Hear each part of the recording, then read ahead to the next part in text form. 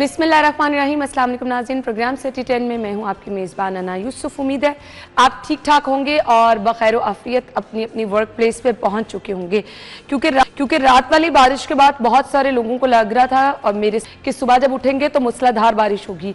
And actually मैं तो रात को 1-1 घंटे बाद उठ के विंडो से मॉनिटर भी करती रही हूँ, बारिश तेज़ तो नहीं हो रही है, क्योंकि जब आपने सुबह दफ्तर पहुँचना हो तो सारी रात आपको टेंशन लगी रहती है ना कि आपने टाइम पे पहुंचना है, टाइम पे उठना है। सो बहुत सारे लोगों को लग रहा था कि बारिश सुबह भी ऐसे ही रहेगी रात वाली, क्योंकि एक लंबा टाइम बारिश मुसलसल रही।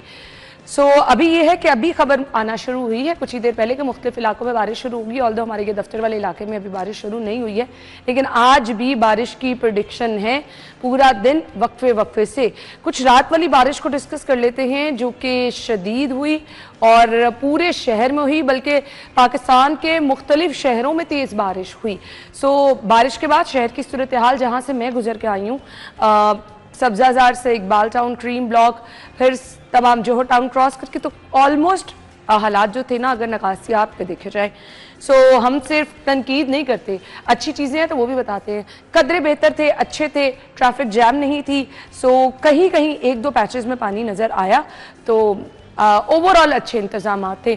लेकिन अगर अब बारिश होती है तो सूरत हाल क्या है, कितनी तैयार है वासा, कि किस तरह से तमाम इदारे अलर्ट हैं, और इसके साथ साथ रात वाली बारिश कितनी हुई। इमरान यूनुस और दुर्रे नायाब ने हमें ज्वाइन किया है। अस्सलाम वालेकुम दुर्रे नायाब, आपके पास तो अपडेट्स आती रहती हैं कौन कौन से इलाके में कितनी बारिश हुई, तो रात की बारिश पे ज़रा हमें बता दें। अच्छा देखें जी, लाहौर शहर में कल जो सारा दिन बारिश होती रही है और रात भी बहुत ज़्यादा तेज़ भी बारिश रही और वक्फे वक्फे से हुई। ये स्पेल जो लॉन्ग होता है ना, ये बहुत बेहतर होता है। इसमें अगर आपको थोड़े टाइम पे ज़्यादा बारिश पड़ जाए तो पानी निकलना बड़ा मुश्किल हो जाता है। अगर ज़्यादा टाइम में वक्फे वक्फे से बारिश होती रहे तो पानी साथ साथ निकलता रहता है। इसी के रिजल्ट्स हैं कि अब सुबह जो है लोग अच्छे तरीक़ों से अपने दफ्तरों में पहुँच गए, अपने कामों पर चले गए, जो जहाँ जिसने जाना था पहुँच भी गया। लेकिन गुज़िश्ता बारिश जो हुई है उसमें तो कोई दफ्तर नहीं पहुँच पाया, कोई बंदा कहीं नहीं हुआ। हम यहाँ से तालाब बने हुए थे हमारे ये इलाके सारे, और बुरे हालात थे। तो अब ये जो बारिश है ये 171 मिलीमीटर तक पहुंच चुकी है। ठीक है, उसके अंदर आपके जो गुलशन रावी, लक्ष्मी चौक, ताजपुरा, कुकलपुरा, ये सारे इलाके जो हैं जो मेन गढ़ कहलाते हैं, बारिश हमेशा यहाँ पे ज़्यादा बरसती है। या तो यहाँ बहुत अच्छे लोग रहते हैं, अल्लाह की रहमत ज़्यादा बरसती है, या वैसे ही मुमकिन तौर पर बादल जब इकट्ठे होते हैं तो यहाँ पे एक सिस्टम बना लेते हैं। दूसरी तरफ जो है जेल रोड के अतराफ में भी बारिश बहुत हुई। अगर आप बात करें एयरपोर्ट, डिफेंस, उस तरफ बहुत ज़्यादा बारिश हुई। ये ओपन एरियाज़ हैं, यहाँ बहुत बारिश होती है, लेकिन यहाँ का सिस्टम पानी ले लेता है। जहाँ प्रॉब्लम होती है ना सबसे ज़्यादा, वो प्रॉब्लम है इकबाल टाउन, इचरा, सब्जाजार, अंदरून शहर। अच्छा, आयशा कह रही डीएचए में मुख्तलिफ जगहों पर पानी है।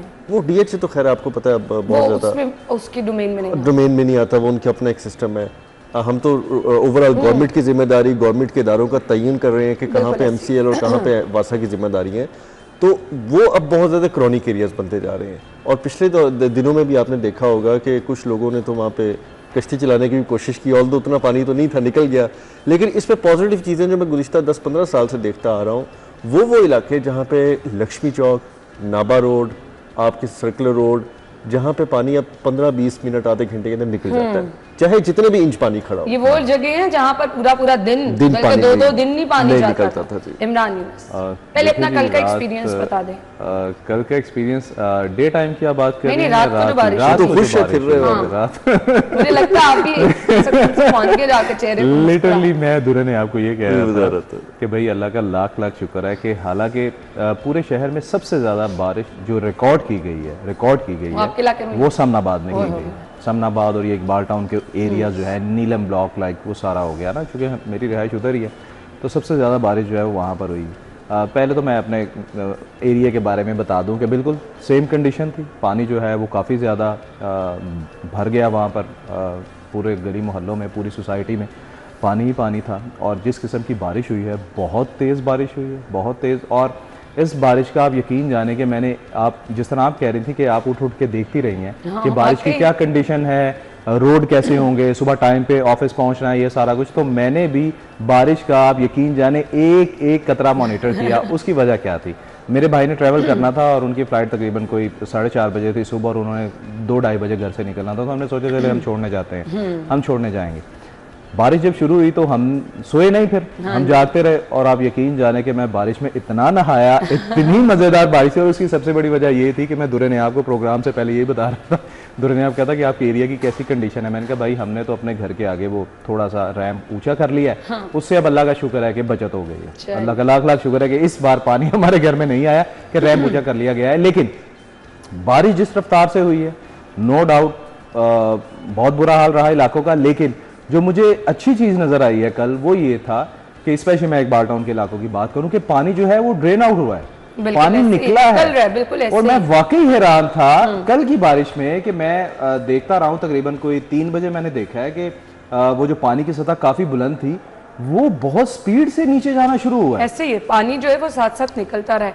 अच्छा जी, एक दो जगहों पर मैं सुबह से देख रही थी छत गिरने के वाकयात भी रिपोर्ट हुए हैं।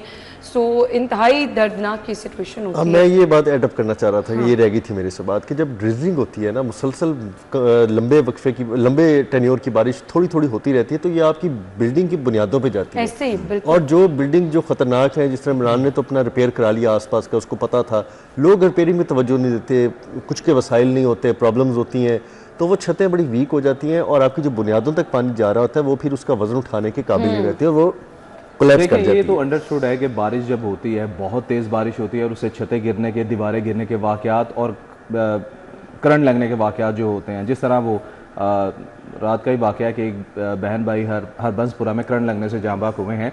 तो देखें, ठीक है आपके घर खस्ता हाल है, शहरियों से हम दरख्वास्त करेंगे कि जब भी बारिश हो स्पेशली खुद को और अपने बच्चों को जो स्विच है, जो इलेक्ट्रिक मसनूआत है उससे दूर रहें, उनको ऑफ कर दें। आप फ्रिज को बंद कर दें, रात को सोने से पहले अगर दिल करे तो मैं कहता हूं कि मेन स्विच भी ऑन कर दें। अगर यहाँ से पंखा जो है उसको इस्तेमाल किया जाए, बाकी स्विच जो है वो ऑफ कर दें।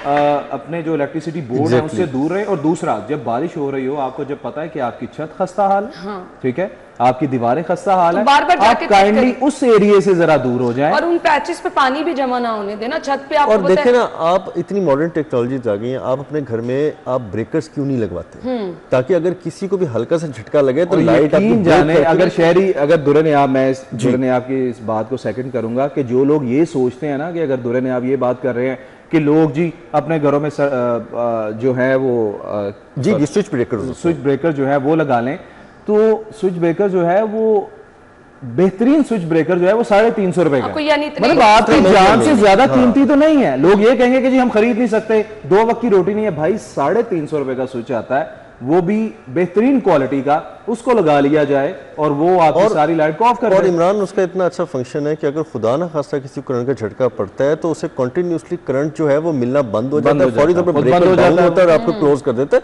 क्योंकि उस स्विच में तो आप किसी को हाथ नहीं लगा सकते, आप हाथ लगाएंगे आप भी पकड़े जाएंगे। मैंने खुद लगवाए, मैंने खुद अपने, हमारे घर में 3 मीटर है, मैंने तीनों मीटर के जितने भी स्विच बोर्ड है वहां पर लगवाए कि भाई ये ज्यादा जरूरी है, हमें भी अपनी सेफ्टी जो है वो करनी चाहिए। जिस तरह हम ये बात कर रहे हैं कि अगर हमारी छत खस्ता हाल है तो हम उस छत के नीचे ना सोएं। चले, अगर एक कमरा है तो कम से कम अपनी चारपाई को थोड़ा साइड में कर लें। लोगों ने जूते नहीं पाँव में पहने होते और आप स्विच ऑन कर रहे हैं। अब डिस्ट्रिक्ट गवर्नमेंट ने आजकल एक चीज अच्छी की है जो मैं देख रहा हूँ कि वो रात को कलेक्टिवली इलेक्ट्रिसिटी बंद कर देते हैं। बहुत सारे इलाकों में तो वैसे बिजली, आपको पता है, स्ट्रीट लाइट्स नहीं है, इशू है, रात भी लेस्को ने लाइट्स बंद कर, लेकिन अब जहाँ है करंट है वहाँ पे ऑलरेडी खंभों से लोगों को बचाने के लिए, क्योंकि लोग तो बाज आते नहीं है, अब वो उसकी इलेक्ट्रिसिटी डिस्कनेक्ट कर देते हैं फौरी तौर पर, ताकि कोई खंभे से टकराए या उसको छुए भी तो उसे करंट ना लगे, बच जाए। क्योंकि लोग तो बाज नहीं आते, मुझे समझ नहीं आती कि यार क्यों इतने क्रॉनिक टाइम पे आप बाहर निकलते हैं, पानी के अंदर फिर रहे होते हैं, ना आपके पास जूते होते हैं, ना प्रॉपर कपड़े होते हैं। एक बरसाती जो है ना मुश्किल से 100 रुपए की आती है। बिल्कुल सही कह रहे हैं आप, बहुत आला ले लें 200-300 रुपए की आएगी जो फाइबर टाइप और उसके अंदर मिक्सचर्स होंगे, लेकिन आप एक बरसाती अपने पास रखें, मॉनसून के दिनों में छतरी अपने पास रखें, प्लास्टिक की रबड़ की जूतियां अपने पाँव में पहनी रखें। मैं तो खुद आज प्रोग्राम में था तो इसलिए वजह से ये पेशावरी चप्पल पहननी पड़ गई, मैं तो प्लास्टिक के सैंडल पहन के फिर रहा हूँ पिछले हफ्ते से। गाड़ी में तो हमने वही रखे हुए हैं। बिल्कुल, ये जरूरी चीजें और ये बारिश का सिलसिला जो है जुमे तक जारी रहना, जैसे कि मैंने मंडे को भी प्रोग्राम में बताया था, तो ये फ्राइडे तक ये जारी है और इतवार तक एक्सटेंड हो सकता है। वो अब सूरत हाल पे डिपेंड करता है ना किस तरह से बारिश होती है। तो जिन लोगों ने बाहर निकलना ही निकलना है, हमारी तरह दफ्तर आना जाना है, उनको बहुत ज़्यादा मोहतात रहने की ज़रूरत है। घरों में रहने वाले लोगों को भी मोहतात रहने की ज़रूरत है, बरकी हालात से दूर रहें, छतों पर पानी जमा ना होने दें, और इसके साथ साथ जी अपने इर्द गिर्द वाली इमारतों पे भी देखें, ध्यान रखें, नज़र रखें, कहीं अगर पानी जमा है तो किसी को बताएं जी इनको पानी को जो है वो खाली करें और अपना जी ख्याल रखें। अच्छा जी, बहुत सारे आपके ये जो अंदरून शहर के इलाके हैं, घर हैं, यहाँ पे भी बहुत ज़्यादा इमारतें ख़तरनाक हैं, तो वो जो गुजरने वाले हैं उनके लिए भी उतना ही खतरा मंडला रहा होता है। तो इसमें जी आपको बहुत ज़्यादा मोहतात रहने की ज़रूरत और हमारी सरकार से ये दरखास्त है कि आप नए घर ज़रूर बनाएं, आप लोगों को नई छतें दें, लेकिन जो पुराने सैकड़ों खस्ता हाल, हज़ारों हो चुकी हैं तादाद, उनकी रिपेयर पे भी गवर्नमेंट अपने पैसे खर्च करे, बड़ा ज़रूरी है। वहाँ पे लोगों का जो है वो अब जेब इजाज़त नहीं देती, वो रिपेयर मेंटेनेंस का वर्क इतना महंगा हो चुका है, 2-2 हज़ार तक। अब तो पानी क्या करें जुरे भाई, सजेशन अब तो भुगतना पड़ेगा, ये बहुत पहले करने वाले सजेशन भी सोच समझ के दिया करें। अभी मैं रास्ते में आते हुए सोच रहा था कि दुरे ने आपको कहूंगा थोड़ा हाथ हुला रखा करें, हमारा भी सॉफ्टवेयर अपडेट ना कर दें तो थोड़ा और रियल इश्यूज है, देखिए जी, तो एड्रेस भाई उन्हें बर्दाश्त नहीं होता ना, सरकार को बर्दाश्त नहीं होता। अगर एक बंदा तकलीफ में है और वो आपको इतनी तकलीफ में है कि वो ऑन कैमरा आगे आपको बददुआएं दे रहा है, तो बजाय आप उसको बुला के उसको पूछने के कि यार प्रॉब्लम क्या है या इस प्रॉब्लम का तुम्हारे मुताबिक क्या हल है, हो सकता है हमारे इंजीनियर जो है वो उनकी सकत और उनकी मेंटल ग्रोथ इतनी ना हो कि वो नहीं इस पानी को रमा रख पा रहे। अच्छा, मेरा थोड़ा सा इसमें ये है कि आपको अपनी जुबान आप बजाय रखना चाहिए, और हर एक का ज़र्फ जो है वो आईजी की तरह नहीं होता। सही बात है। मैं ये भी आपको बता दूं, माजी में देखें उन्होंने भी बड़ी बड़ी बातें सही और उन्होंने बुला के मिसाल दी, और आप जो कह रहे हैं ना कि उसको बुला के पूछा कि भाई तुम्हारा क्या मसला है, वो हर बंदे का ज़र्फ नहीं होता। और मैंने अगर इस शहर में किसी का ज़र्फ देखा तो मैंने उस्मान अनवर साहब को देखा डेफिनेटली, कि उन्होंने अपने कांस्टेबल को बुला के पूछा कि भाई तुम मेरे बारे में जो मुगलजात बक रहे हो तो मुझे बताओ मसला तुम्हारा तो क्या हुआ, ये बात मैंने क्या तकलीफ पहुंचा दी आपको। नहीं, थोड़ा सा इस चीज़ पे तो इख्तलाफ मुझे भी है, अल्फाज का इंतखाब कर लें। अगर आपको परेशानी है, गम गुस्सा है, तो थोड़ा सा और हुक्मरान भी बर्दाश्त पैदा करें। लोगों का गमो गुस्सा जायज किसी जगह पे निकलता है, कोई कितना पढ़ा लिखा है, कोई कितना कम अकल है, वो अपने हिसाब से उसका बयान करता है। वो अलग बात है, सोशल मीडिया से आग की तरह पेट्रोल बढ़ गया। आयशा ने आना है इस खबर की तरफ। ब्रेक ले लेते हैं जी, ब्रेक के बाद वापस आएंगे हमारे साथ।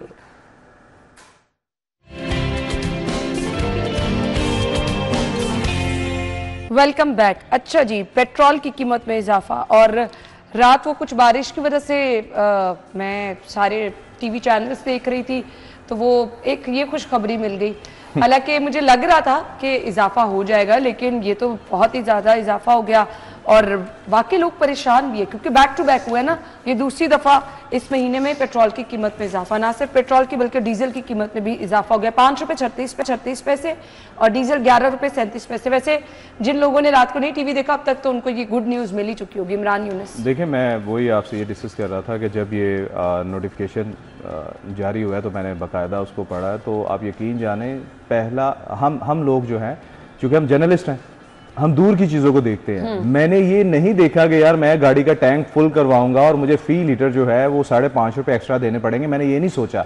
मैंने ये सोचा कि यार अब इसका असर किस किस चीज़ पे पड़ेगा। महंगाई का एक नया तूफान जो है वो आएगा, और उसके बाद आप देखिएगा कि हर चीज़ महंगी। बल्कि आज सुबह से ही देख लीजिएगा, जो लोग बेचारे पब्लिक ट्रांसपोर्ट यूज़ कर रहे हैं उनको पता होगा कि आज किराए जो है वो बढ़ गए होंगे।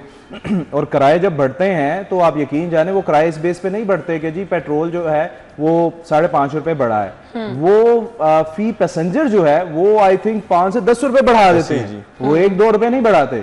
छोटी सी सवारी, ये जो मोटरसाइकिल रिक्शा है जिसको चिंची रिक्शा भी बोला जाता है, आप यकीन जाने इन्होंने भी अपने किराए जो है वो बढ़ा दिए। और ये महंगाई का तूफान अब देखिएगा कैसे बढ़ता है। और मुझे हैरानगी इस बात की हो रही है कि आप जो है वो अवाम को, आपको पता है कि अवाम की इस वक्त कंडीशन क्या है। लोगों के पास रोजगार वैसे नहीं है, बिजली के बिल लोग बेचारे वैसे नहीं दे पा रहे, गैस के बिल जो हैं वो लोग वैसे नहीं दे पा रहे, अशिया खुरोनो जो है वो इतनी ज़्यादा महंगी हैं। आपके डीसी काउंटर तो कहीं नज़र ही नहीं आते कि गरीब आदमी जो है वो बेचारा दाल रोटी, अब दाल जो है वो भी गोश्त से महंगी हुई पड़ी है, वो भी सबको पता है, बिल्कुल ऐसे, ठीक है ना। तो गरीब आदमी क्या, घी जो है उसकी कीमतें देखे, राज शहजाद खान ने वो शेयर किया है कि उसकी कीमतों में भी इजाफा हो गया। बिल्कुल। तो ये रात एक नोटिफिकेशन निकलने से देखिए यानी किन-किन चीजों ओवरऑल में इसका इजाफा हो गया। इम्पैक्ट अभी आएगा और वो एक आधे दिन में आपको नजर भी आ जाएगा। अच्छा, एक तो खालिश चीजें नहीं है आपके मुल्क में, ठीक है जी, ऊपर से आप उनको इतना महंगी चीजें दे रही हैं, ना आपका ऑयल खालिश है, महंगाई से जान छूट जाएगी। बिल्कुल नहीं, वो हो गई आपकी पैरा बिल्कुल सीएम साहिबा ने उसका इफ्तिताह किया। वो सुबह इतनी बड़ी अथॉरिटी बन गई, वो सुबह वर्दियां पहन के हम ना आपको रायविंड के आसपास चक्कर लगाते नजर आएंगे, जिस तरह सारे महकमे वहाँ डिस्प्ले कर रहे होते हैं अपने आप को। बेशक वहाँ पे पानी खड़ा ना हो, वासा के बंदे वर्दी पहन के खड़े होंगे, PHA की धूप पड़ ना रही हो, वो टोपियां पहन के सबज रंग की खड़े होंगे, वहाँ पे आपको हर किस्म की अथॉरिटी जो है ना अपने डिस्प्ले करती नजर आएगी, क्योंकि वो मैडम का रूट है। अब मैं यहाँ से निकल के जब जैसे ही जोहर टाउन क्रॉस करता हूँ उसके बाद दुनिया बदल जाती है, वो तमाम अथॉरिटियाँ नज़र आना बंद हो जाती हैं, वासा काम करता नहीं दिखाई देता, आपको PHA के बंदे नज़र नहीं आ रहे होते, आपको पीरू फोर्स पता नहीं केड़ी फोर्स नहीं नज़र आ रही होती। ये हकीकत है, यहाँ से निकलना पड़ेगा आगे। जिस दिन तेज़ बारिश हुई और लाहौर डूबा, उस दिन मैडम को निकलना चाहिए था, मैडम उससे अगली बारिश पे निकली तो डेफिनेटली बहुत अच्छे हालात थे। हाँ, बिल्कुल। अब आप खुद इस तरह की चीज़ों को जब लुक आफ्टर नहीं करते हैं, उनको ओवरलुक करते हैं, तो फिर ऐसे ही होता है। मैंने सिर्फ गुजारिश ये करनी है आपसे कि मुझे ये बताएं कि इस वक्त लाहौरियों की या पाकिस्तानियों की क्या हालत है। आप उस हालत को मद्देनज़र रख के उनके से लिए फ़ैसले करें। इतने बुरे हालात हैं कि मुझे 2-3 दिन ये ट्रैवल करना पड़ा ऑनलाइन टैक्सी सिस्टम पे ना, तो एक टैक्सी सिस्टम ने तो वैसे ही रिफ्यूज़ करना शुरू कर दिया। एक फिर बड़ी मुश्किल से मिला, तो मैंने कहा वजह क्या है? कहते जी हमारी तो कंपनी पेट्रोल की वजह से हमारे साथ जो तनासुब है शेयरिंग का वो नहीं बढ़ा रही, तो हमने उनके राइड्स जो है ना वो जो पहली कंपनी पाकिस्तान में इंट्रोड्यूस हुई थी वो तो 18 को जा रही है, चली भी गई, 18 को जा रही है। ठीक है जी। अब वो लोग फिर इस तरह कर रहे हैं कि लोगों को फैसिलिटेट करना छोड़ रहे हैं, क्योंकि वो उनकी कमर नहीं इस चीज़ से साथी। वाकई पेट्रोल जो है बर्दाश्त नहीं होता, तो फिर आपको टैक्सियाँ कहाँ मिलेंगी, रिक्शे कहाँ मिलेंगे, लोग आपको फारिग कर देंगे। मकसद ये कहने का है कि पेट्रोल आपने बढ़ा दिया है और कितना चूसेंगे। ये ओवरऑल आलमी मार्केट के असरात यहाँ पर कोई मसरात मार्केट आलमी मार्केट की नहीं। आज भी मैच कर लें आलमी मार्केट से हमारे क्या इसमें असरात पड़ेंगे? जो वजूहात अगर प्रलॉन्ग करती ईरान की जंग और बाकी मामला, तो यकीनन हमारे यहाँ पे जो पेट्रोल के हालात है वो शायद 400 रुपये लीटर से भी ऊपर चले जाते हैं। लेकिन अब तो स्टेबिलिटी आ गई है। अच्छा, एक चीज़ और है दुरे नायाब कि जब भी पेट्रोलिंग मसनूआत की कीमतों में इजाफा होता है, इसका असर आपके बिलों पे भी पड़ता है। बिजली के बिल पे पड़ता है, ठीक है, बिजली के बिलों में भी इजाफा जो है वो होता है। लेकिन मैंने कभी भी बिजली के बिलों में टैक्सेस या ये पेट्रोल बढ़ने से जो कीमतों में इजाफा होता है उनको कम होते हुए नहीं सुना। हालांकि पेट्रोलिंग मसनूआत की कीमतों में कमी भी होती है, इस हुकूमत ने कमी भी की है और अल्हम्दुलिल्लाह करोड़ों रुपए जो है उसकी तशहीर पर भी लगाए गए। हाँ, हमने इतना कम कर दिया। मुझे तो सॉरी टू से मैं ये कहना चाहता हूँ कि फिल्म थी जगह टैक्स, बड़ी मशहूर, लाहौरिया वो एक जगह निकल आता है, वो हर बंदे को रेडी वाले को कहता है तू भी जगह टैक्स थे, फलाना भी जगह टैक्स थे। ये रियासत तो इस तरह अगर परफॉर्म करेगी तो लोगों के दिल में गमो गुस्सा बढ़ेगा, उनको ये लगेगा कि हमारी जेबों से जबरदस्ती पैसे निकलवाए जा रहे हैं। पता नहीं किस तरक्की की ये बात करते हैं आप। नहीं जी, आप जाके पूछिए तो जो हुकूमती इशारे हैं वो ये बताते हैं कि ओवरऑल महंगाई का ग्राफ काफी हद तक नीचे आ गया है। होता ही है कि एक तरफ से नीचे आता है, दूसरी तरफ से ऊपर चले जाता है। आपने पेट्रोल अगर महंगा कर दिया है तो जी आपको बाकी चीजें तो खुद ब खुद महंगी हो जाएंगी। बट आप कहते हैं सब्जियां सस्ती हो गई, मौसमी सब्जियां हैं, फल सस्ते हो गए, तो इसका क्रेडिट एज सच कोई हुकूमत में नहीं जाता। भाई आप कौन सी महंगाई की, आप ये पूरी दुनिया का कंपैरिजन करते हैं। पूरी दुनिया में महंगाई के असरात है, लेकिन इस तरह के असरात नहीं है जो पाकिस्तान में आ रहे हैं। पाकिस्तान में पढ़ा लिखा तबका और टैलेंटेड तबका तो रहना नहीं चाहता, और वो निकल भी रहा है। जो रह रहे हैं आपने उनको इस काबिल नहीं छोड़ना कि वो रह लें। आपकी महंगाई की परेशानी की वजह से खुदकुशियों के रेट बढ़ते जा रहे हैं। आप ये स्टेटा भी दें कभी, इतने ज़्यादा केसेस रिपोर्ट हो रहे हैं पूरे पाकिस्तान में, लोग तंग आके बिजली के बिलों से, महंगाई से, बच्चों की फीडिंग से कितना तंग आके वो खुदकुशियाँ कर रहे हैं। बिल्कुल ऐसे। अब आप उनको ज़हनी मरीज करार दे कि मेडिकल रिपोर्ट में शो कर देते हैं कि एक माँ ने अच्छे खासे इंसान हार्ट अटैक होता चला जा रहा है। आप अपने एक साइवल में इंसिडेंट हुआ, वो ट्रेन के आगे एक माँ ने छलांग लगा दी 3 बच्चों के साथ। इन्होंने उसको मेडिकल में डिक्लेयर कर दिया कि वो ज़हनी मरीजा थी। वो ज़हनी मरीजा थी क्यों बनी? माँ तो अगर ज़हनी मरीजा भी हो तो अपने बच्चों को पहचानने से नुकसान नहीं पहुंचाती। ठीक है, ये तो अल्लाह ताला की तरफ से अता करदा उसका एक वो है। आप कितनी अमवाज छुपाएंगे? और हैरानगी वाली बात है कि ये बात करते हैं कि जी सब्जियां जो हैं वो बहुत सस्ती हो गई हैं। एक छोटा सा एक्सपीरियंस मैं ये लाजमी शेयर करना चाहूँगा कि मैंने बर्ड्स रखे हुए हैं और उनको मैं हर 2 दिन बाद सब्जियां जो हैं वो हम डालते हैं। अच्छा, एक दिन ऐसे हुआ कि संडे को मुझे सब्ज़ी लेने जाना पड़ा बर्ड्स के लिए, तो मैंने सब्ज़ी वगैरह ख़रीद ली। वापस आने लगा तो मुझे ख्याल आया कि मैंने सब्ज़ी में डालने के लिए ना कद्दू नहीं लिया, कद्दू सब्ज़ी। मैंने उसको दुकानदार को कहा, मैंने कहा यार अच्छा पैसे वगैरह मैंने उसको दे दिए। बाद मैंने उसको कहा, मैंने कहा यार एक कद्दू जो है ना वो दे देना। अच्छा, वो कोई इतना बड़ा भी नहीं था, नॉर्मल साइज़ का इतना सा कद्दू था। मैंने कहा ये भी दे दे। मैंने कहा कितने पैसे? कहता इमरान, जानता था मुझे और वो बड़ी रियायती सब्ज़ी मुझे देता। कहता इमरान भाई आप 120 रुपये दे दें। मैं हैरान हो गया। मैंने कहा एक छोटा सा कद्दू, और लिटरली मुझे नहीं पता था सब्जियों के रेट का। मैंने कहा 120 रुपये का? कहता है इमरान भाई 390 रुपए किलो है ये। मैं उसका मुंह देखना शुरू हो गया कि गरीब आदमी क्या खाए यार। अच्छा वो क्या सिर्फ फर्ज करें ये 400 रुपए की सब्जी जो है क्या वो सब्जी पकाएगा? ऑब्वियसली उसने घी डालना है, बाकी चीजें भी डालनी है, तो एक घर में एक वक्त की हांडी जो है वो तकरीबन 2000 के करीब तो बनेगी। अब मुझे बताएं कि 2000 उसकी हांडी बढ़ रही है, चलो वो अपना पेट काट देता है, एक मील कम कर देता है, पेट्रोल जाना छोड़ देता है, 1000 रुपये उसका डेली खर्चा है। अब वो 30,000 रुपये अगर कमाएगा तो सिर्फ घर का खर्च पूरा करेगा, फिर वो क्या बच्चों को लिखाएगा? आम घर में देख ले बाइक तो चलती है, घर का जो सरबरा है उसने कमाने के लिए तो बाहर निकल। इन्होंने 40,000 रुपए एहसान करके एक मजदूर की कम से कम उजरत कर दी है भाई। 50-60 हजार रुपए नहीं, 60,000 रुपए पर मंथ अगर किसी का पास कमाई है तो वो अपना गुजर बसर सादगी से कर सकता है, अदरवाइज वो नहीं कर सकता। सिंपली मतलब कि वो कर सकता है। 40 में तो जी बहुत मुश्किल है, किस तरह से बच्चों की अद्वियात भी आपको लेकर आनी पड़ती है। ये 40,000 का बजट बना के दिखा देना कि कैसे बनता है। उनके बजट तो आप देखिए अपने कितने शहाना होते हैं। एक ब्यूरोक्रेट के जो मुलाजिम है 40,000 तो उसका बजट नहीं होगा। वो जो अखराजात और जो चीजें बर्दाश्त करता है, एक सेठ का जो एम्प्लॉय है जो सेठ के साथ उसकी ड्राइवरी भी करता है, उसके इतने नहीं होते, उसके इतने नखरे हैं। बिल्कुल सही किया आपने। खैर अभी ये पेट्रोलियम मसनूआत जो हैं ये बढ़ी हैं, इसके असरात आपको नजर आएंगे। ट्रांसपोर्टर्स भी किराए बढ़ाएंगे और इंटरसिटी जो आपको प्राइवेट जो राइडर्स हैं वो भी आपको किराए बढ़ाते हुए नजर आएंगे, रिक्शे, ऑटो रिक्शे। सो ओवरऑल इसका इम्पैक्ट आएगा, क्योंकि सब्जी की दुकान पे जाएं तो सब्जी वाले भी कहते हैं जी पेट्रोल महंगा हो गया है, डीजल महंगा हो गया है, जो बाहर से चीज़ें आती हैं जी वो उसके भी आपको हर बंदा जो है वो दुकानों पे जाएंगे तो पेट्रोल महंगा होने की वजह से आपको ओवरऑल इसका इम्पैक्ट नजर आएगा। अब हालात तो यही है, क्या किया जा सकता है, लेकिन वो जो कहा जाता है ना कि महंगाई कंट्रोल है, आवाम खुशहाल है, वो एक बहुत बड़ा क्वेश्चन मार्क है। हम ब्रेक की तरफ चलते हैं जी, ब्रेक के बाद आपको फिर से ज्वाइन करेंगे, हमारे साथ रहिए।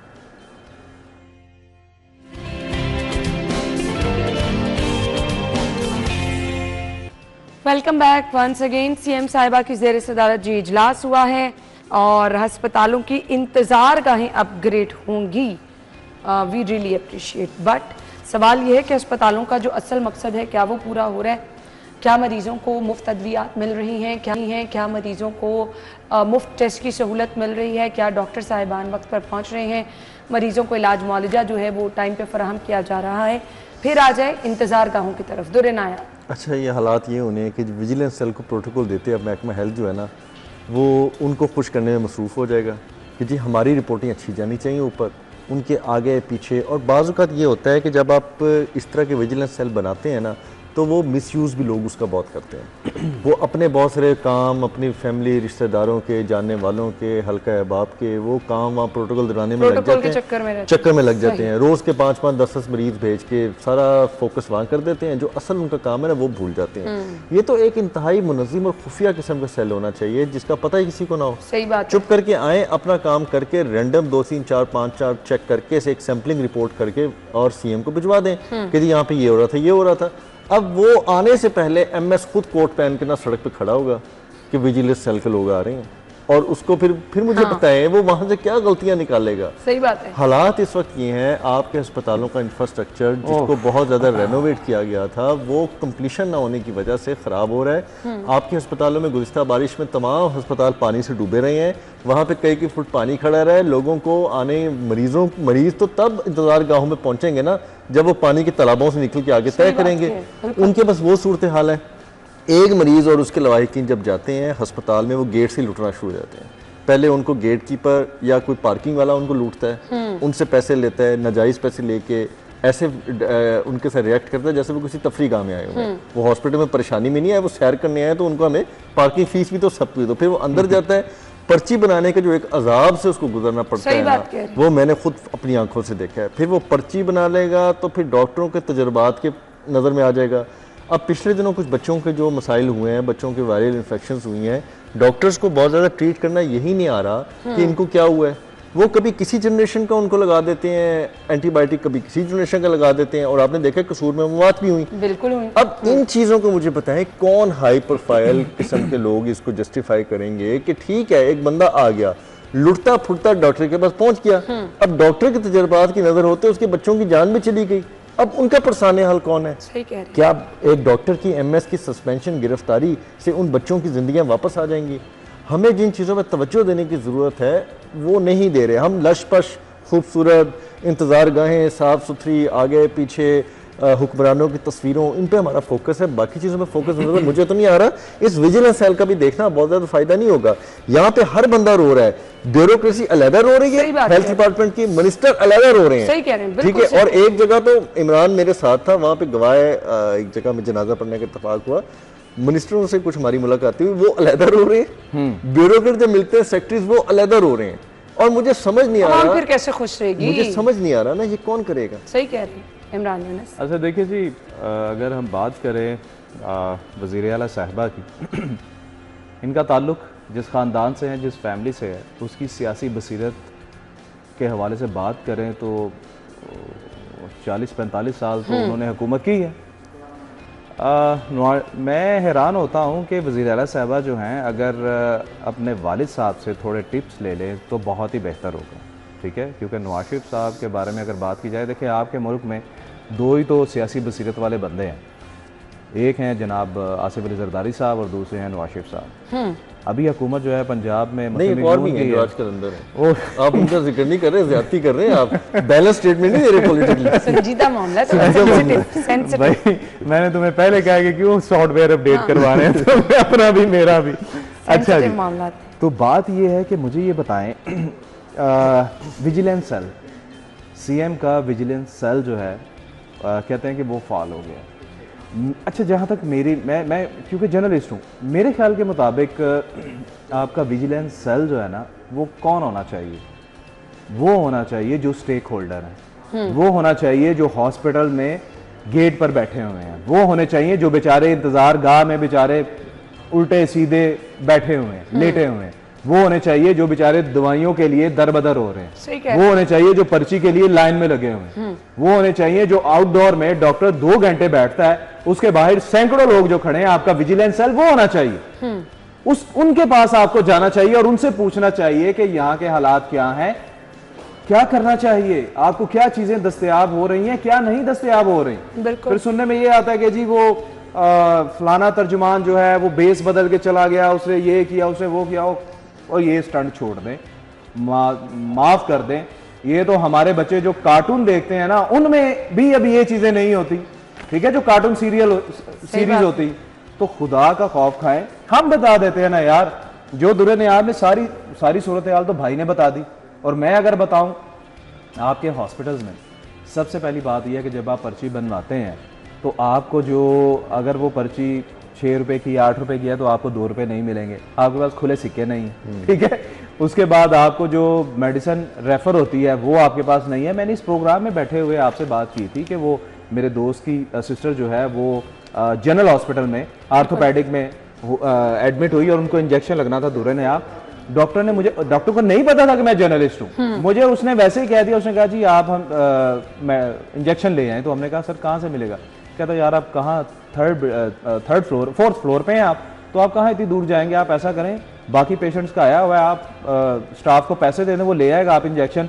उन्होंने खुद बता दिया, कहते हालांकि ये इंजेक्शन फ्री है, अंदाजा लेकिन चूंकि हमारे हॉस्पिटल को नहीं दिया जाता इसलिए ये इंजेक्शन आपको खरीदना पड़ रहा है। और वो मामूली कीमत का इंजेक्शन नहीं था, वो महंगा इंजेक्शन था। तो फिर देख ले पैसे कहाँ जा रहे हैं। अच्छा जी, सिर्फ ये इंजेक्शन नहीं, बाकी भी अद्वियात नहीं मिलती हैं यार, सेम यही इशू है। अच्छा जी, दिल के अस्पतालों में 2 स्पेशलाइज्ड इंस्टीट्यूशंस एक नाफिज, जुना institute of cardiology, Nawaz Sharif institute of cardiology के मुलाजमिन की भर्ती मुद्दत मुलाजमत का फैसला अब बोर्ड करेगा। दुरे नायाब एक कमेंट कर दें जी। अच्छा देखें जी, ये इन्होंने कहा जी कि सरकारी मुलाजिम वो नहीं कहलाएंगे, वो जब भर्ती होंगे एज ए प्राइवेट होंगे, उनके ऊपर वो तमाम सरकारी मुलाजमिन वाले रूल्स उस पर नाफिज नहीं होंगे। तो मुझे बताएं वो किस दिल के साथ काम करेंगे? अगर आपने सरकारी इंस्टीट्यूट में कोई सरकारी मुलाजमीन ही भर्ती नहीं करने, लोगों को नौकरियां नहीं देनी और प्राइवेट सतह पे देनी है, तो आप उसको बनाते हैं, पेशेंट मरता है मरे, आप उसको आउटसोर्स कर दें। जब उस पर कानून ही लागू, खबर के मुताबिक देखें ना, डॉक्टर्स अमले को सरकारी मुलाजिम का दर्जा हासिल होगा, ना ही कोई उनकी निचकारी का कानून सरकारी अस्पताल पर नए नाम से कोई लागू होगा, इस तरह की चीज़ें सारी। मुझे ये बताएं कि इनको क्या फिर इंसेंटिव मिलेगा कि वो इस खिदमत को फर्ज समझे, और फिर आप कैसे उनको, जब ये चीज बन सरकार के पैसे से रही है तो उसके अंदर आप किस किस्म कि इंतजामात कर रहे हैं। आप पहले दिन इसको आउटसोर्स कर दें, आपके लिए प्राइवेट है। सही बात है, ताकि पता भी चले कि खत्म हो जाए ना कहानी। अच्छा जी, ब्रेक की तरफ जाना, उससे पहले नाकिस कारकर्दगी पर AMS जिना अस्पताल को मुअत्तल किया गया है। क़ादी सलमान रफीक साहब ने मुअत्तल किया है जी। देखें जी, अगर तमाम हॉस्पिटल की हालत आप देखें ना, यकीन जाने मैं खुले दिल, मैं अल्लाह की कसम मैं यही बात कहने लगा हूँ कि किसी भी हॉस्पिटल में चले जाए ना, अगर आपने ये काम करना है ना, तो भाई आपके तमाम हॉस्पिटल के MS जो हैं उनको आपको हटाना पड़ेगा, मुअत्तल करना पड़ेगा। अच्छा, MS साहबान से मिले, मैं मिला हूँ, मैं बैठा हूँ, मैं 2 हॉस्पिटल के MS से मिला हूँ, क्योंकि अपनी वालदा के इलाज के लिए मैं 2 हॉस्पिटल में गया हूँ, सरकारी हॉस्पिटल्स में। शेख ज़ायद भी गया हूँ। शेख ज़ायद का तो रोना एक अलग ही है ना, बाकी सरकारी हॉस्पिटल में गया हूँ। आप यकीन जाने MS साहबान भी रो रहे हैं। वो पता क्या कहते हैं? कहते हैं जनाब हम इनके प्रोटोकॉल देखें, हम इनके प्रोटोकॉल के केसेस देखें या आवाम को देखें, चीजें हमें मशीनरी दी नहीं जा रही। जाहिर चौधरी साहब डेली खबर देते हैं ना कि जी मशीनें मौजूद नहीं है, कभी लिफ्टें खराब हैं, कभी अद्वियात नहीं मिल रही। खैर, बाकी आप जिस भी अस्पताल का दौरा कर लेंगे फिर पता नहीं आपको किस किस को मुअत्तल करना पड़ेगा, और ये रियलिटी है। ब्रेक के बाद आएंगे हमारे साथ में।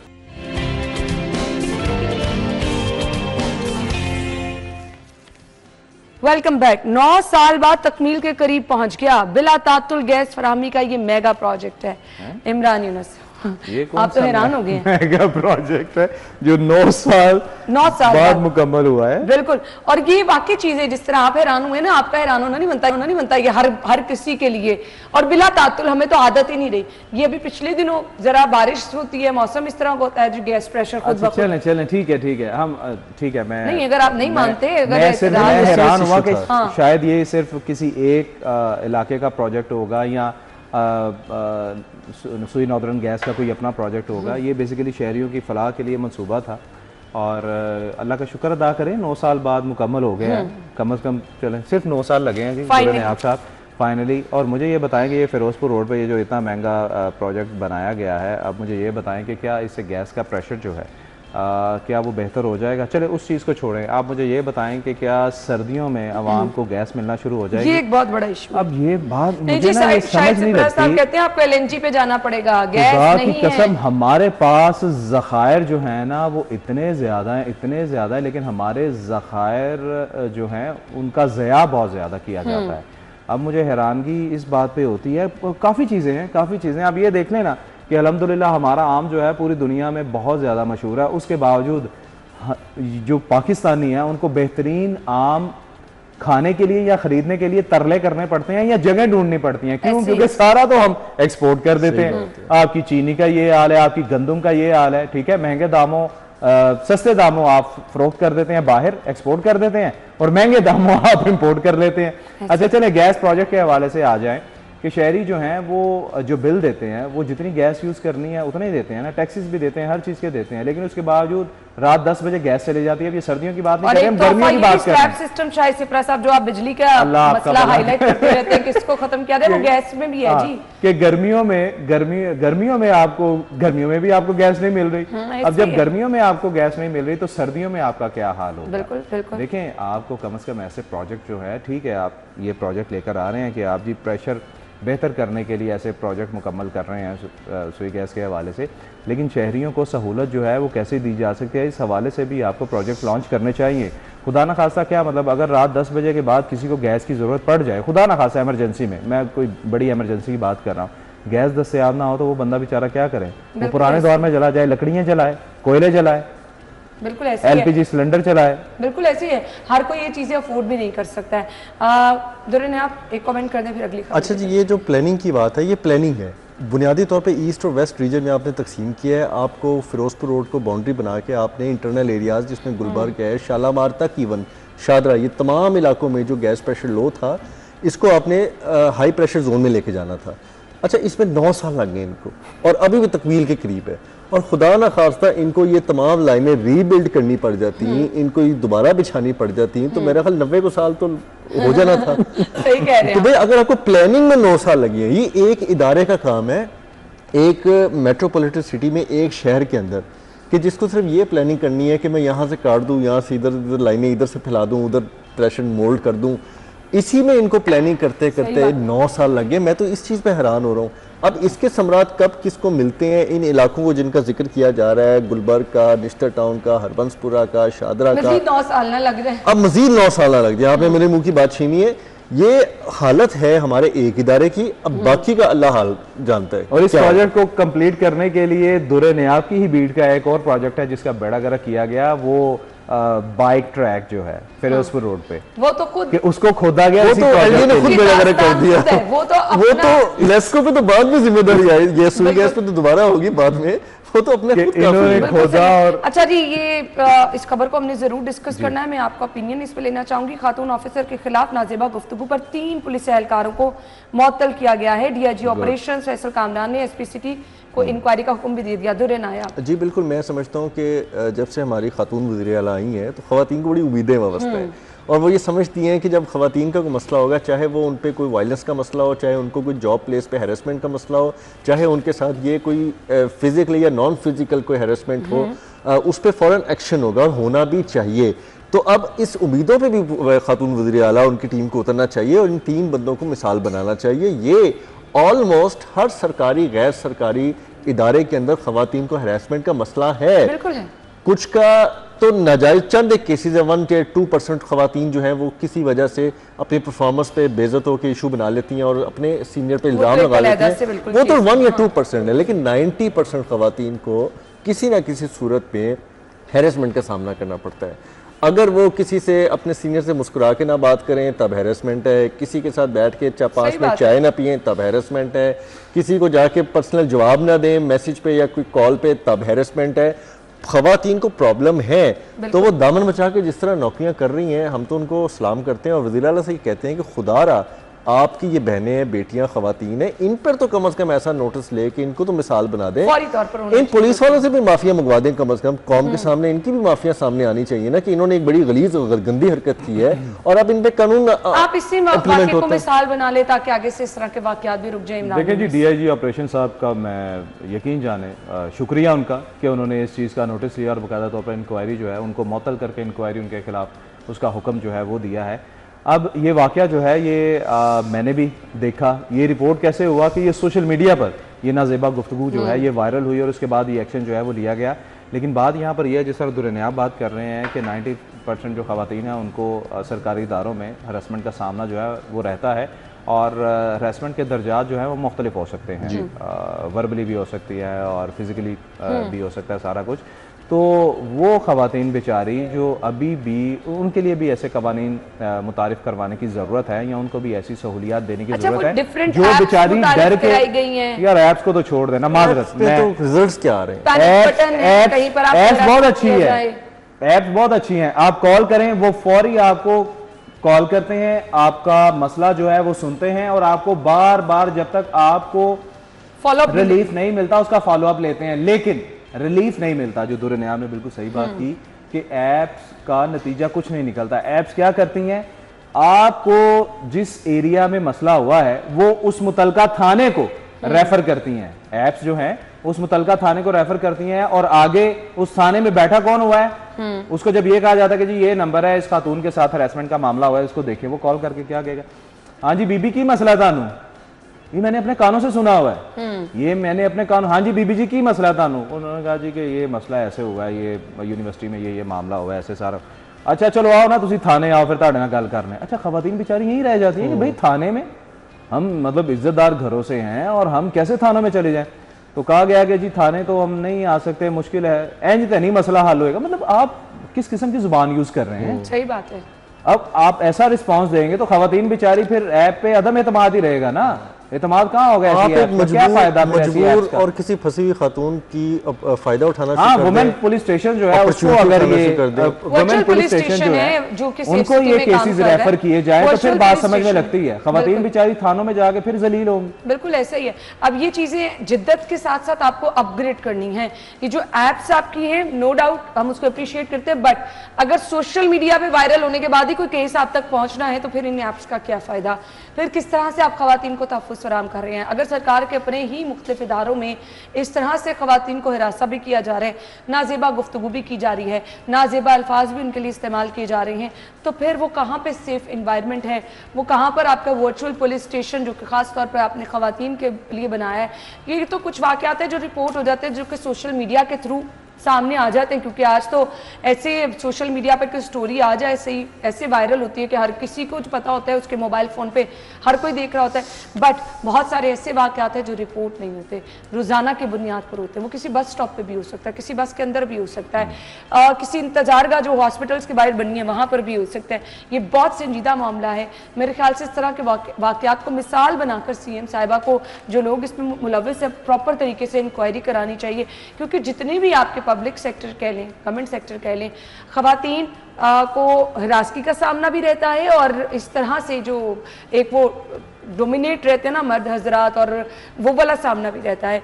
सो यहाँ से फिर उनकी जो काम करने की सलाहियत है वो भी मुतासिर होती है। तो प्लीज़ इसको सीएम साहिबा को ख़ास तौर पे नोटिस लेना चाहिए। अभी हमें जाना है जी ब्रेक की तरफ और हेडलाइंस की तरफ। आप लोगों के वक्त का बहुत बहुत शुक्रिया। हम आपको ज्वाइन करेंगे ब्रेक और हेडलाइंस के बाद।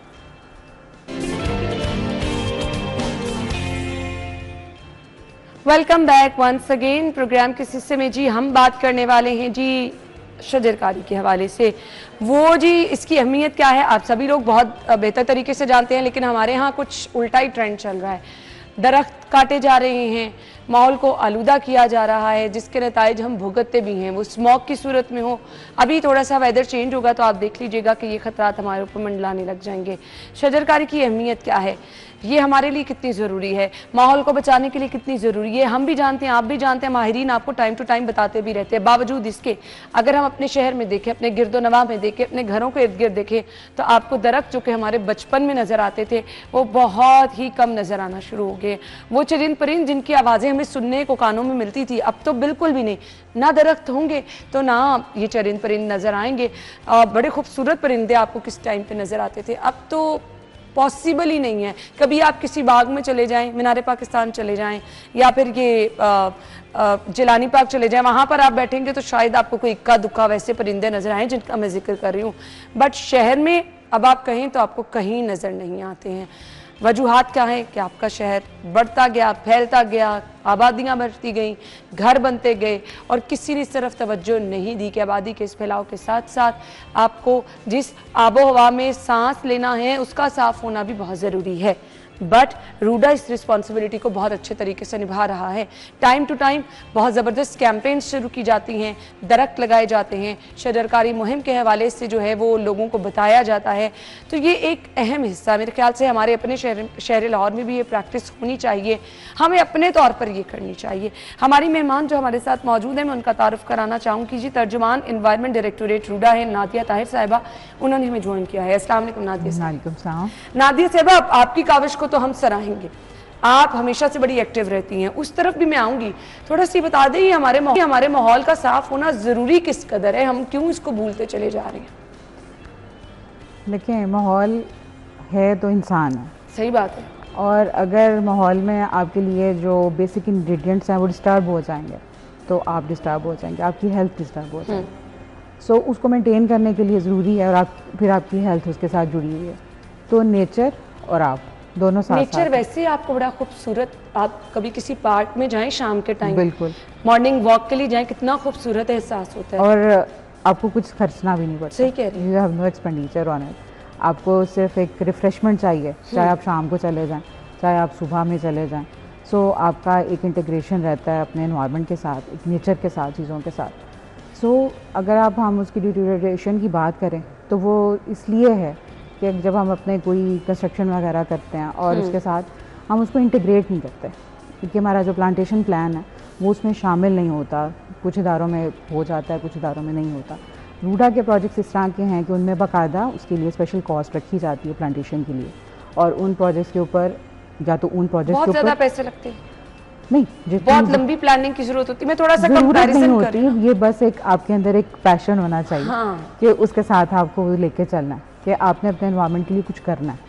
सो उसके लिए वो कॉस्टिंग होती है उसमें, फिर उसके अंदर स्पीसी सिलेक्शन आती है कि हमारे पास जो नेटिव स्पीसी है वो बहुत ज़्यादा ज़रूरी है, कि जो anti smog, naturally anti smog है। अगर आप वो स्पीसी नहीं लगाएंगे, आप इन्वेसिव स्पीसीज़ की तरफ जाएंगे तो फिर वहाँ पे आपके लिए प्रॉब्लम आती है कि वो काम उस तरह से फंक्शन वो कर नहीं सकता दरख्त जिस तरह से हमें फंक्शन उसके लिए उसका चाहिए। सो ये बड़ा ज़रूरी है, और उस प्लांटेशन प्लान की फिर इम्प्लीमेंटेशन आ जाती है। सेकेंड चीज़ उसके अंदर आती है आपका कंपनसेटरी प्लांटेशन प्लान भी होता है, कि आप कुछ पॉकेट्स उस तरह की लेते हैं जनरलाइज, कि जहाँ पे भी आपको रॉ पॉकेट्स नज़र आ रहे हैं वहाँ पे आप प्लांटेशन कर सकते हैं, वहाँ पे आप ग्रासिंग कर सकते हैं, वहाँ पे आप लैंडस्केपिंग कर सकते हैं। सो जो एक फ्यूजिटिव डस्ट है और जो बैरन लैंड्स हैं या जो रॉ लैंड्स हैं वहाँ पे आप उनको ग्रीन कर सकते हैं, क्योंकि हमारा एक मास्टर प्लान मौजूद है। सो उसके साथ साथ हम देखते हैं कि पॉकेट्स कहाँ पर अवेलेबल हैं। रूडा भी अपनी प्लांटेशन ड्राइव शुरू करा और उसके अंदर जो हमने पॉकेट्स आइडेंटिफाई की हुई हैं, और जिस तरह से रागझोक का हमेशा मैं बताती हूँ, तो रागझोक में भी पिछले दिनों मैंने विज़िट किया वहाँ पर, तो अब वो जो थिक फोलिएज वहाँ पे डेवलप हो चुका है। अच्छा, अगर आप गूगल अर्थ पे भी चेक करते हैं तो यू कैन सी कि डार्क कलर आपको उसके ऊपर नज़र आता है। सो अगर आप उसको विज़िट करना चाहें तो और भी अच्छी बात है कि आपके पास नियर बाय एरिया है लाहौर के अंदर ही मोलन वाल पे, so you can go there. और अगर आप वैसे उसको देखना चाहें तो आप गूगल अर्थ पे भी देख सकते हैं। सो जब आप एक एफर्ट लेके चलते हैं तो टाइम तो लगता है, इसमें 3 साल से लगे हुए हैं और वहाँ पे तकरीबन 1 लाख से ज़्यादा पौधे रूडा खुद लगवा चुका है। तो वो प्लांटेशन हमारी मौजूद है उसके ऊपर। इसी तरह हमारी जो अपनी चहारबाग स्कीम है, रेजिडेंशियल स्कीम है और सोसाइटी है, और वहाँ पे भी प्लांटेशन इसी तरह से बहुत ज़्यादा फोकस उसके ऊपर किया गया कि जितना एरिया ग्रीन रखना है उतना ही रखा जाए, उससे कम नहीं हो सकता। इसी तरह जो रूडा अप्रूवल्स देता है वो भी प्लांटेशन के ऊपर देता है कि आपका ग्रीन कवर डिस्टर्ब नहीं होना चाहिए। अच्छा। सोसाइटीज़ को। जी, इसी तरह से जब आगे चलते हैं तो आपके प्रोग्राम्स में एक रिक्वेस्ट कर सकती हूँ, वो ये है कि जो दूसरे इदारे हमारे साथ काम कर रहे हैं या हमारे एरियाज़ में काम करते हैं, उनसे ये रिक्वेस्ट मैं करना चाहती हूँ कि वो रूडा से कंसल्ट कर लिया करें कि वो जहाँ पे प्लांटेशन अपनी करना चाहते हैं। समटाइम्स ऐसा होता है कि वहाँ पे हमारा कोई प्रोजेक्ट चल रहा होता है या वो शुरू होने जा रहा होता है, तो वो वहाँ पे अपनी प्लांटेशन उन्होंने कुछ कर ली होती है, फिर उसको ख़त्म करना पड़ता है। सो ये चीज़ें थोड़ी सी उनको एक कॉग्निसेंस होना चाहिए, कोऑर्डिनेशन आपको कोई रोकेगा नहीं, ज़बरदस्त काम है। तो आप वो वाला एरिया ले लीजिए जो सस्टेनेबल हो, जो आगे चले, ना कि जब वो रिवर अलाइनमेंट के अंदर आ जाए एक्सपर्ट की राय मिल जाएगी। हाँ, तो वो एक तो इन्फॉर्मेशन में आ जाती है चीज़, और दूसरा ये है कि वहाँ पे आपको एरिया समझ आ जाता है कि यहाँ पे हम प्लांटेशन अपनी, क्योंकि ये एक अच्छी कॉस्ट है। क्योंकि हमेशा से जो नॉन डेवलपमेंट बजट होता है वो हमेशा से हमें थोड़ा सा वो लगता है कि ये है, लेकिन एनवायरनमेंट के लिए आपको इतना आप करना पड़ेगा।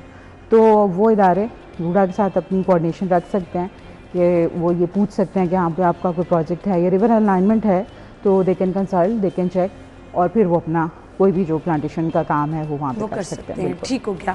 प्लांटेशन के लिए बड़ा ज़रूरी है, जब भी आप शजरकारी मुहिम का जो है ना वो एक स्टार्टअप लेते हैं, तो आपको अपने इन्वायरमेंट को देखना, आपके इन्वायरमेंट के लिए कौन से पौधे जो हैं वो बेहतर हैं, जो ग्रो कर सकते हैं, प्रॉपर उस पर एक स्टडी करनी पड़ती है।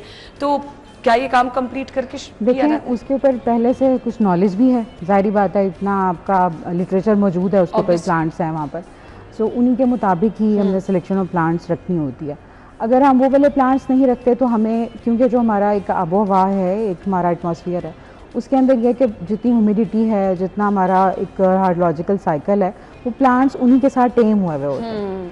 अगर आप कुछ और स्पीसी लगाते हैं तो हो सकता है कोई वाटर स्पेंडर आपको मिल जाए कि जो पानी खींचे ही जा रहा है आपका, और आपका वहाँ पानी नहीं है। सो एक बैलेंस्ड स्पीसी होनी चाहिए जो कि आपको ऑक्सीजन भी दे सके और पानी भी मिनिमम वो इस्तेमाल करे, तो वो लोकल स्पीसी होती है, लोकल फ्लोरा होता है जो कि हम वहाँ पे लगाते हैं और वो ही लगाने चाहिए। सो हमें बाकी जिस तरह पाम है और इस तरह की चीज़ें हैं, सो उनको हमें थोड़ा अवॉइड करना चाहिए। ठीक है, थोड़ा सा ऑर्नामेंटल भी आप लुक दे सकते हैं, उसका एस्थेटिक लुक भी है, लेकिन हमें प्रेफर इस वक्त ज़रूरत है क्योंकि हीट वेव हम देख रहे हैं, हम इतने सीजन हमारे पास ऐड होते जा रहे हैं। स्मॉक सीज़न था, उसके साथ अब हीट वेव भी ऐड हो गया, और अभी जो आप रेनफॉल पैटर्न देख रहे हैं, आप पिछले 1 हफ्ते से आपके पास कितनी बारिश है, तो ये एनडीएमए की ये भी एक फोरकास्ट है कि 50 to 60% लाहौर के लिए ज़्यादा होगी बारिश। तो ये वो चीज़ें हैं जो फिर उसका आपको आफ्टर मैथ आपको देखना पड़ता है। बिल्कुल ऐसे ही है। अच्छा जी, शजरकारी के लिए क्या कोई स्पेसिफिक एरिया ये है कि आपके रिहायशी कमर्शियल एरिया में भी लोगों को पाबंद किया जाता है, जिन्होंने अपनी लैंड ले ली है, जो कि वहाँ पर अपनी कमर्शियल एक्टिविटी या घर भी बनाना शुरू कर दिए हैं, उनको भी क्या पाबंद किया जाता है? एंड यस, फॉलोअप बड़ा ज़रूरी होता है, बहुत ज़रूरी होता है। बिल्कुल ऐसा ही है, जो रूडा के रेगुलेशंस हैं उनमें जो रेजिडेंट्स हैं उनके लिए भी है कि कनाल के घर में वो इतने पौधे लगाएंगे और 10 मरले में इतना लगाएंगे और 5 मरला में वो इतने लगाएंगे। जबरदस्त है, आप एक घर को पाबंद कर दें, बस एक दरख्त लगा, एक दरख्त लगा क्या कमाल हो जाएगा। बिल्कुल वो लगाएंगे, और ये रेगुलेशंस के अंदर मौजूद है। तो इसको जब सोसाइटी जब अपनी फंक्शनल फॉर्म में आएगी तो वो ऐसा ही होगा। और उसके साथ साथ जो हमारी प्लांटेशन है वो जिस तरह से M2 के ऊपर भी रोड्स के साथ साथ बहुत ज़रूरी होता है, क्योंकि वहाँ पे व्हीकलर ट्रैफिक है और उसको कॉम्बैट करने के लिए ज़रूरी है कि वहाँ पे प्लांटेबल एरिया हमारा इंक्रीज़ करे। तो लीनियर प्लांटेशन होती है वो भी आराम से की जा सकती है, तो उसका बहुत अच्छा इफेक्ट आता है। अच्छा जी, प्लांटेशन के लिए मुझे सिर्फ ये भी जानना है कि जब आप शजरकारी कर रहे होते हैं ना, फिर उसको आपको साथ साथ लेके चलना होता है। ये नहीं पौधे लगाए और अब भूल गए। सो आपके मालियों की रिस्पॉन्सिबिलिटी तो बड़ी होगी कि अब वो जाके फॉलोअप ले रहे हैं, उन पौधों का ध्यान रख रहे हैं, प्रॉपर फिर उस पर वर्क करना पड़ता है ना आपको। बिल्कुल, वो इस तरह से है कि जब प्लांटेशन होती है तो या तो किसी महकमे के साथ हम कर रहे हैं या जो भी उसका एक मोड ऑफ एप्लीकेशन है, तो उसके अंदर मॉनिटरिंग ज़रूरी है। उसका ये मोर्टेलिटी रेट देखना होता है कि वहाँ पे आपका कितना सर्वाइव किया और कितना, और उसको मेंटेन करना ज़रूरी होता है। बाकी पौधा लगा देना, खड़ा कर देना सिर्फ वो ज़रूरी नहीं।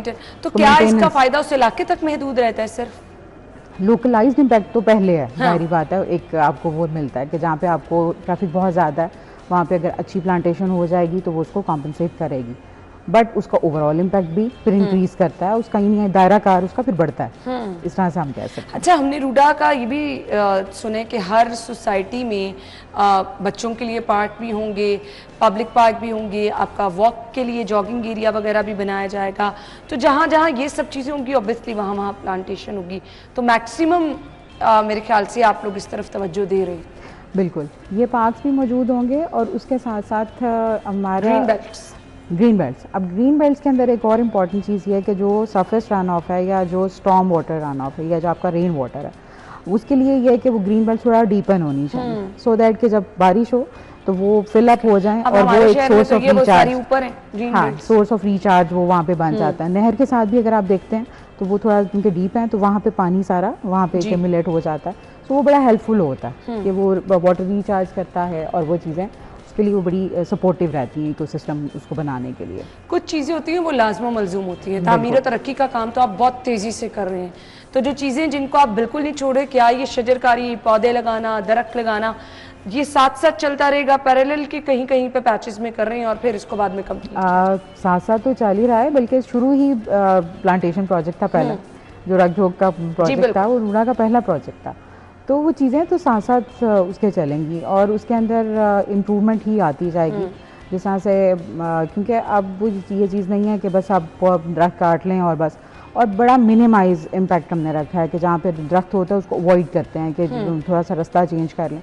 फिर रिजर्व फॉरेस्ट आ रहे हैं हमारे राइट ऑफ वे के अंदर आ जाते हैं, या बट उसके लिए हमें डिज़ाइन को फॉलो करना पड़ता है कि हम उसको डिज़ाइन को अवॉइड कर जाएँ उस तरह से कि वो फॉरेस्ट बीच में से ना आए। सो ये बड़ी स्ट्रिक्टली चीज़ों को फॉलो किया जाता है कि फॉरेस्ट क्योंकि बहुत ज़्यादा हैं हमारे पास इस एरिया के रावी की वजह से, तो प्रोजेक्ट्स इस तरह से डिज़ाइन किए जाते हैं कि वो इनको अवॉइड किया जाए। जिससे रिवर चैनलाइजेशन भी जब चल रहा था तो शुरू में इसकी भी अलाइनमेंट के अंदर 2 फॉरेस्ट आ रहे थे, सो फिर अलाइनमेंट को दोबारा स्टडी किया गया और दोबारा फिर अब उन फॉरेस्ट को अवॉइड किया गया। लेकिन जो रगझोक है, जो at the terminal end of the channelisation project बनता है, वो है इस तरह का कि हम उसको अब शामिल ही करेंगे अंदर ही। सो वो एक और वैल्यू एडिशन हो जाएगा उसका। सो उसका भी एक इन्वायरमेंटल इम्पैक्ट होगा कि उसको बीच में ही हम साथ साथ नजर आना शुरू हो जाते हैं इन्वायरमेंटल इम्पैक्ट के, कुछ डिले के साथ भी नजर आते हैं। नहीं, अगर आप रावी की बात करें तो वो तो आपको नजर आ ही रहे हैं। हाँ, वो तो नजर तो उसके साथ साथ जो इम्प्रूवमेंट आएगी वो भी आपको साथ साथ नजर आएगी। चलिए जी, इंशाल्लाह हम गुफ्तगू का सिलसिला आगे बढ़ाते हैं, ब्रेक के बाद आएंगे। Stay with us. Welcome back once again. जब हम बात करते हैं ना माहौल के तहफ़्फ़ुज़ की, एक फ्रेंडली माहौल की जिसमें हम सांस भी ले सके, उसमें आपको इर्द गिर्द बड़े खुशनुमा सी चीज़ें नज़र आ रही होती हैं। जैसे मैंने आपसे जिक्र किया, दरख्त, पौधे, कुदरत के वो शाहकार जो हमें पहले नज़र आते थे, जिस तरह भी हम परिंदों का जिक्र कर रहे थे, तो यहाँ तो हमें वो परिंदे नज़र ही नहीं आते क्योंकि जा बजा धुआं है, आलूदगी है, तो कहाँ बेचारे वो परिंदे आएंगे। बिल्कुल ऐसे ही है। उसको आप अगर आप देखें कि जैसा महमूद बूटी हमने कवर किया, तो उसकी कैपिंग के अंदर अगर आप पहले की वीडियोस देखें और पिक्चर्स देखें तो आपको बहुत एक चमखट्टा नजर आता है चीलों का के ऊपर। बिल्कुल ऐसे मैंने अभी देखा है, वो जो पहाड़नुमा बिल्कुल बन गए, मैं विजिट किया। बिल्कुल, हाँ, तो वो ये, और अभी आपको वही सिचुएशन लखू डेर पे नजर आएगी बिकॉज वो एक अब ओपन अभी डंपिंग है और अभी वो चलेगी। सो बहुत ज़्यादा फ़र्क है कि हमें थोड़ी सी एडवांसमेंट है टेक्नोलॉजी की, जो भी दुनिया भर में भी वो हैं, और अब एक हम advanced stage of landfill site भी हम बनाने जा रहे हैं, जिस तरह से दुनिया भर में बनाई जाती है और वो इंटरनेशनल स्टैंडर्ड्स के ऊपर वो डिज़ाइन अभी हो रही है। सो उसके साथ साथ अगर आप रागजोग में पे आ जाते हैं कि वहाँ पे अब एक डंप साइट को देख लिया और एक अब फॉरेस्ट एरिया को देख लिया, आपको दोनों का जो AQI है वो भी बहुत ज़्यादा फ़र्क होता है। और जिस तरह से अगर आपके शहर का AQI इफ़ सपोज के अब 200 आपका AQI है शहर का, अगर आप रागजोग पे चले जाते हैं तो वहाँ पे आपको 90 to 100 आपको वो मिलता है। सो ये इट्स अ ड्रास्टिक डिफरेंस के जो दोनों टेम्परेचर्स और AQI का डिफरेंस है। सो यहीं से आप अंदाज़ा कर लें कि जो प्लांटेशन है वो AQI को बिल्कुल मेंटेन करता है और जहाँ पे ग्रीन एरिया ज़्यादा होते हैं वहाँ पे उसको सपोर्ट करता है।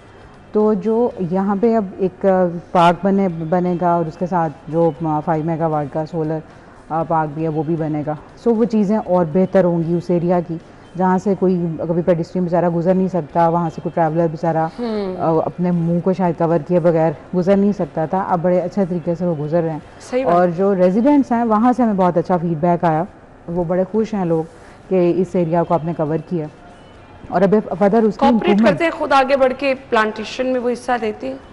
बिल्कुल, मैं तो क्योंकि देखिए हम जो एनवायरनमेंट की बात करते हैं वो हर इंसान के साथ जुड़ा है। exactly. अगर पौधा लगाना है तो हमें हर इंडिविजुअल को पौधा लगाना है और उसको एक पौधे की अगर वो जिम्मेदारी आप ले लें, सिर्फ एक जिस तरह से घरों में हम प्लांटेशन करते हैं और उनकी जिम्मेदारी हमने ली होती है, इसी तरह से अगर पब्लिक प्लेसेस भी हम डेजिग्नेट करते हैं कि यहाँ पे लोग आ सकते हैं, अपना को पौधा लगा सकते हैं, उसको उसकी टेक केयर कर सकते हैं, तो ये भी एक बड़ा अच्छा आज़ादी साहब आपने टेक केयर की बात की तो मैंने आपको बड़ा एक्टिव देखा स्मॉग के दिनों में मुख्तलिफ फैक्ट्रियों में जाके कार्रवाइयाँ करते हुए। ये बड़ी ज़रूरी है टाइमली, क्योंकि ये भी आपके जितनी भी प्लांटेशन है ना उसको ये डिस्ट्रॉय कर देती है अगर ये टाइमली कार्रवाइयाँ ना हो। तो ये क्या सिर्फ स्मॉग के दिनों में चलती हैं कि वैसे भी पूरा साल आप एक्टिव रहती हैं? नहीं, ये एक्टिव रहते हैं, ये सिस्टम होता रहता है। और क्योंकि देखें ये अवेयरनेस सेशंस हैं, मैं इनको इतना स्ट्रिक्टली इस तरह से नहीं देखती, जो बहुत ज़्यादा कहते हैं कि एक फ्रीक्वेंटली जो उन चीज़ों को फॉलो नहीं करते उनके साथ थोड़ा सा हम करते हैं। बाकी जो फॉलो कर रहे हैं, जो एक आध दफ़ा उनके साथ गलती हो गई तो उनको हम थोड़ा सा वो भी कर लेते हैं, समझाते भी हैं, उनके साथ बातचीत भी चलती है। बट जो हमारा ये एक्शन है ये साल भर चलता है, क्योंकि अगर हम सिर्फ स्मॉग सीजन पे जाते हैं तो वो पीछे प्रेपरेशन नहीं कर सकते। अगर उनको कोई एमिशन कंट्रोल सिस्टम लगाना है, अगर वो ख़राब है उसको ठीक करवाना है तो उसकी एक्टिविटी को मेंटेन करना ज़रूरी है, तो उसकी चेकिंग रेगुलर होती है। धुआं ऐसी चीज़ है कि आपको कहीं से भी आप रिंग रोड पे चलते हैं तो आपको वहीं से नज़र आ जाता है, तो आप ट्रेस कर लेते हैं कि कहाँ से ये एमिट हो रहा है। तो धुएं की एक बड़ी खासियत है कि आप उसको दूर से ट्रेस कर लेते हैं। तो इंडस्ट्रियलिस्ट के साथ भी चलती रहती हैं चीज़ें, उनको बताया भी जाता है और अभी काफ़ी हद तक आप देख भी रहे हैं कि कंट्रोल्ड हैं चीज़ें, काफ़ी बेहतरी की तरफ चीज़ें जा रही हैं और वो सारी कॉपरेशन दोनों तरफ से ही आता है, महकमे से भी आता है और आपका जो स्टेक होल्डर है उसकी तरफ से। हाँ जी, ये दोनों तरफ से जब तक मुमकिन ना हो तब तक आपको ये रिजल्ट्स भी नहीं मिल सकते हैं।